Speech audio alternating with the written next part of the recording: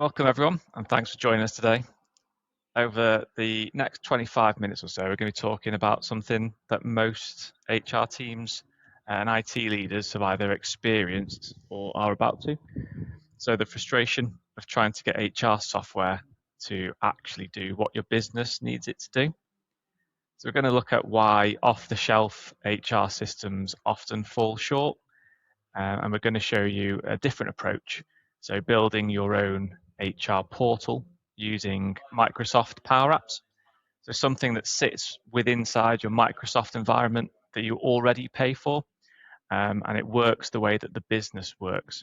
And it doesn't cost you tens of thousands, sometimes hundreds of thousands a year in licensing. So let's get into it. So the problem with HR software. So before we look at the actual solutions, let's just spend a minute on the actual problem. So we hear very similar things from a lot of businesses that we speak to. The story usually goes something like this. You buy an HR system because it looks great in the demo. You spend months implementing it, and then you discover it doesn't quite work the way that your business works, or it does, but only if you then pay for 3 additional modules, or it works fine, but nobody then actually uses it. If that sounds familiar, then we can look at sort of why these systems and what these systems cost and sort of what that actually means for a business. So what does HR software actually cost? So these are the names you'll have heard of or maybe even considered. On the enterprise end, you've got things like SAP SuccessFactors or Workday, both genuinely powerful platforms, but both built for very large organizations, often needing a dedicated HR or IT team. We could be talking anywhere from 60K to half a year in licensing and implementation projects that routinely run sort of 12 to 18 months. So by the time you go live, half your requirements are probably changed. But here's the bit that actually surprises people. So even the affordable options aren't necessarily that affordable. So Cypher, which is a well-known UK mid-market HR platform, typically runs 15 to maybe £50,000 a year. Breathe HR, which is often positioned at smaller businesses, can still reach £15,000 a year once you've added the headcount you need. Notice something all these have in common. When you go on the website, none of them actually publish a price. You can't go to their website and actually find out an exact cost. You'd often have to go and talk to salespeople, and that's obviously not by accident. It means the price is whatever they think you'll pay, which is usually quite a lot.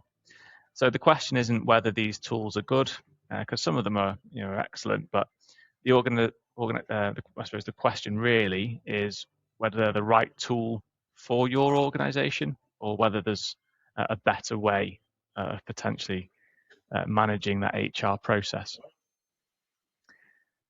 So there are approximately sort of 5 problems that we tend to hear when it comes to HR platforms. So the first one is the software doesn't match how you actually work.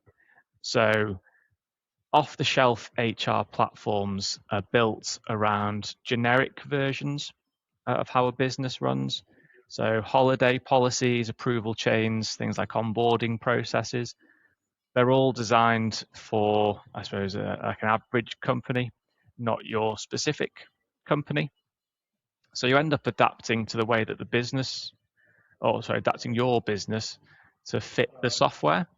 So instead of a system that reflects maybe your 3-stage approval process, or you get a system that does 2, so someone has to manually pick up the gaps.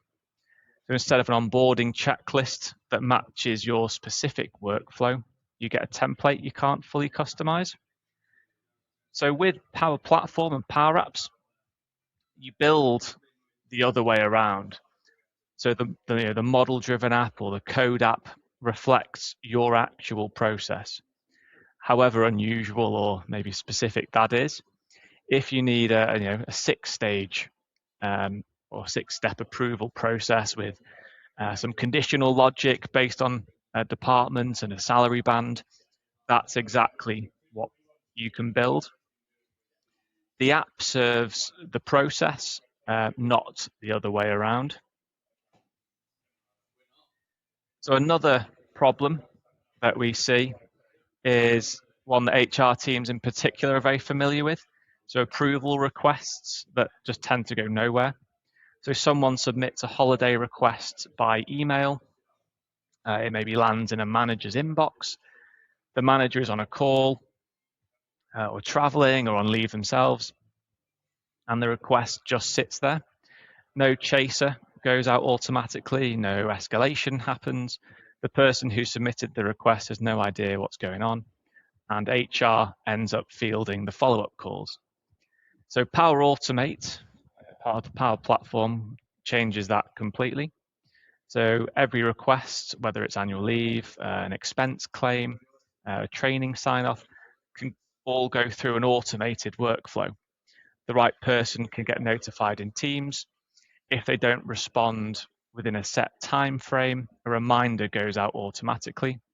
If there's still no response, it escalates. And throughout all of that, the person who raised the request can see exactly where it is.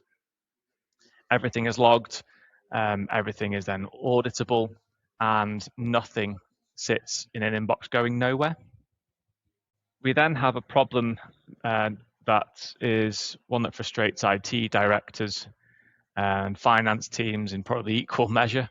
So enterprise HR platforms bundle everything together.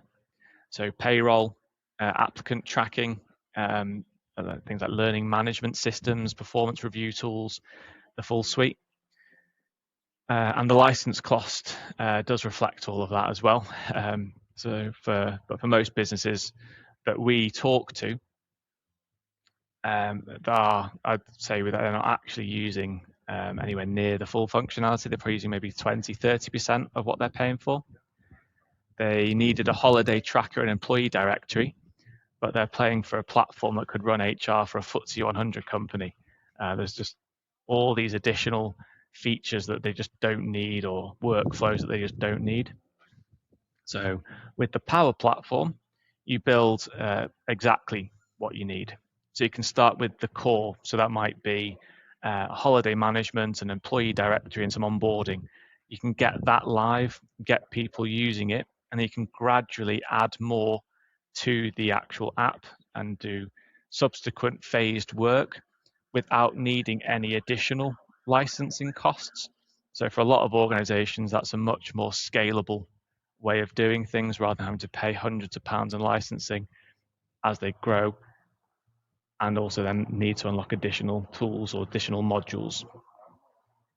So the fourth problem is probably, this one's probably the most universal one. So ask anyone in HR where the employee data actually lives, and the honest answer is usually everywhere. There's a spreadsheet for holiday balances, there's a SharePoint folder for employee contracts, there's maybe an email thread for someone's flexible work arrangement. There might even be a CRM that was once connected to HR for some reason, and then there's a system of record that nobody quite trusts. So is there a single source of truth for that? Probably not. Getting a simple headcount report out that takes maybe half a day because you're exporting data from all these different platforms. And things like running any kind of absence analysis is a manual exercise. And then when someone leaves, making sure all of their access and records are properly updated requires maybe looking at 5 or 6 different systems. So Dataverse, which is the data layer that sits underneath model-driven apps and code apps, that effectively changes all of that. So all your HR data can live in a single structured environment, which is all within inside your Microsoft 365 tenant. So things like your employee records, leave history, documents and approval history is all in one place, and it's governed by the same security policies as the rest of your Microsoft environment.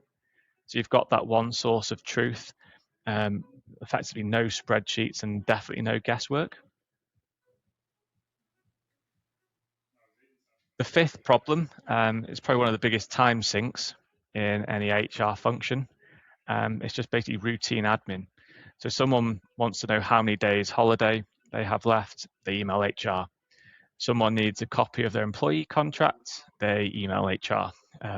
Someone wants to update their emergency contact details and know what the maternity policy is, they have to email HR. So none of these things require, none of them require, in theory, a human answer to answer that. But without that self-service portal, HR ends up fielding a lot of them, and that takes up a lot of someone's time. So with the Power Platform, an HR portal within Power Apps gives employees a single place to go where you can check all your leave balance, submit requests, download pay slips or policy documents, and update your own details. So all of that can be done available in Teams, on a mobile, or in a browser without ever having to actually email HR for something. So now that we've seen the 5 sort of biggest problems that we hear, we thought it'd be good to then show you what that actually looks like in theory. So I'm going to hand over to Cameron, one of our solutions consultants, who's going to walk you through what the HR portal actually does. Every business runs on the same handful of moments. Someone needs to book time off, someone's chasing an expense, a new starter's asking where to find that handbook again. Individually, they're small. Added up, the hours of HR admin every week. This portal, built on Power Platform Code Apps, pulls all of that into one place, and it's something your people will actually want to use. Let me show you a normal day for an employee, and we'll call her Alex. Now, this is Alex's home. Everything about her in one view. Her role, her manager, her tenure, live numbers like leave remaining in hours this week, and the important part, Alex keeps this current, not HR. Her address changes, her emergency contact changes. She updates it here in second. That's the end of HR chasing people for details that are always slightly out of date.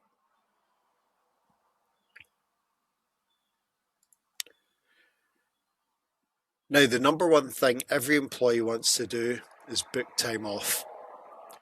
No email to a manager, no spreadsheet, no guessing. Alex sees her full picture straight away. 25 days allowance, what's used, what's pending, 13 still available. She picks her dates, adds a reason, and submits.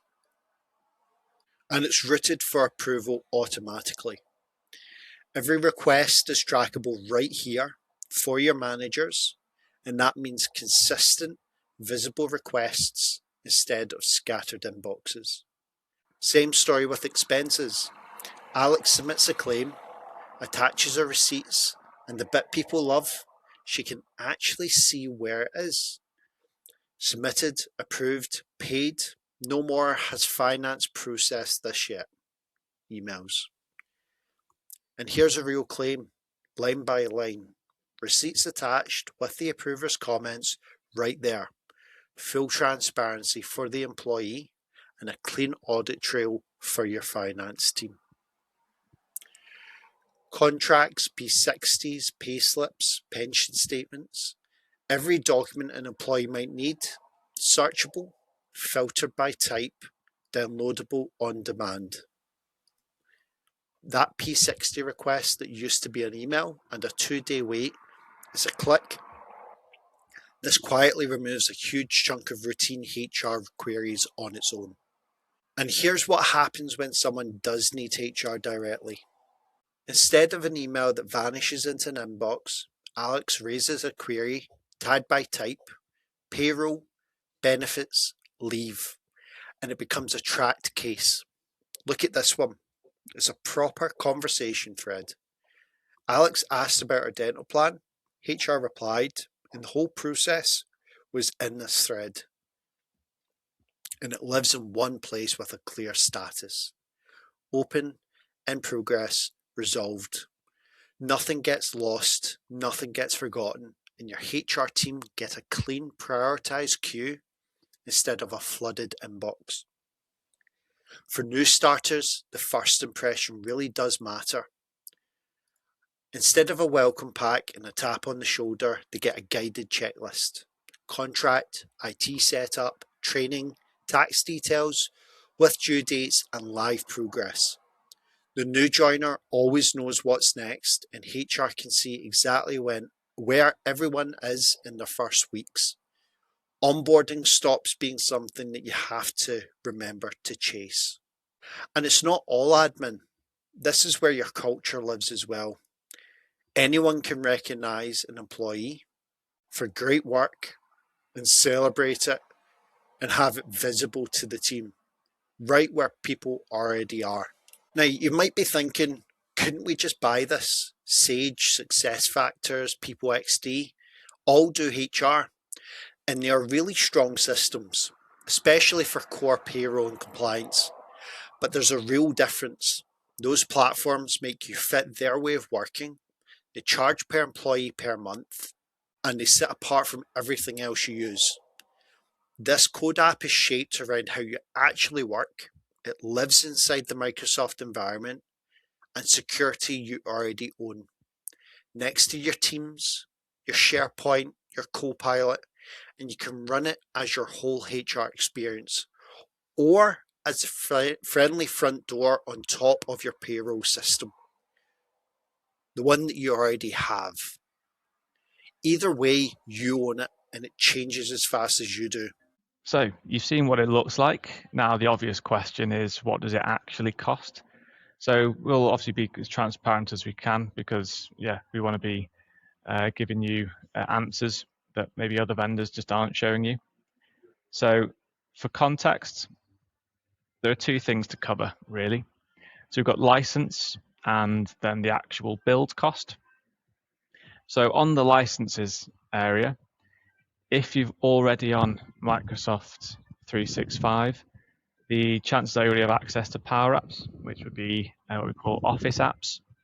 So you can do some things already on there. We see a lot around leave request or expenses, that type of thing, which again won't actually cost an organization anything if you're using SharePoint as the back end.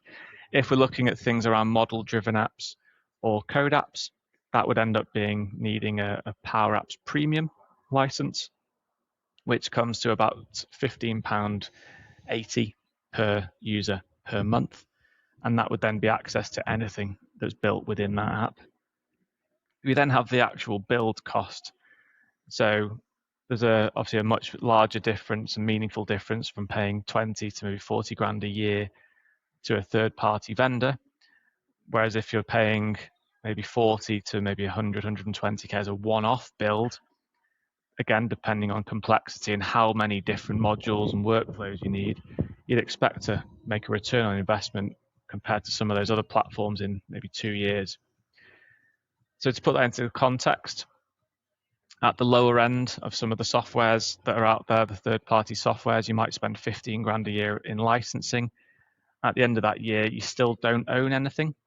Whereas with Power App builds, you spend a similar amount once and you own the solution outright with the ability to extend it yourself moving forward. So if you did want to understand what your portal would look like specifically, or what it would include, how long it would take, and effectively what are the costs for the organization, then best step is a conversation. We're happy to have a chat. It won't take long. We can give you some answers and some estimates based on what your specific requirements are. So there's a link in the actual comments section and in the bio where we can then book a free scoping call. Obviously, we'd love to chat with you. But thank you very much for listening, and hopefully speak with you soon.